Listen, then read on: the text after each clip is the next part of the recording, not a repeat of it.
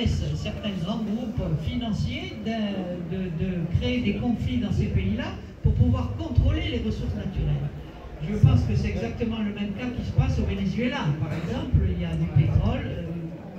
Est-ce que vous avez vu un pays qui n'a aucune ressource naturelle où il y a des problèmes et des conflits? En général, non.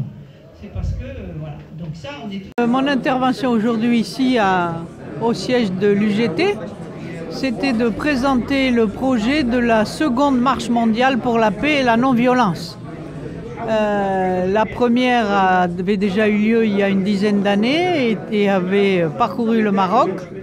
Nous voulions expliquer aujourd'hui en quoi consistait la deuxième, de sorte que les assistants aussi puissent poser des questions ou soient informés, de manière que s'il y a des activités qui se mettent en place à Fès, cette équipe de base qui va faire le circuit de la marche pour lui donner cette visibilité tout autour du monde entre le 2 octobre de cette année 2019 et le 8 mars 2020, que les gens puissent poser des questions et puissent voir s'ils vont s'impliquer.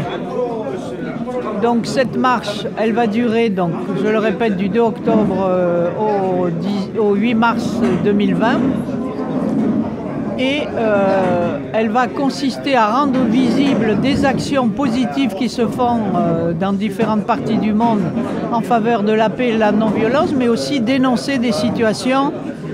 Et nous allons, comme thèmes principaux, nous réclamons le désarmement nucléaire, une refondation des Nations Unies, des conditions de vie dignes pour tous les gens et dans le respect justement de la terre. Et là, on aborde la question du climat, la non-discrimination raciale, religieuse, générationnelle, etc.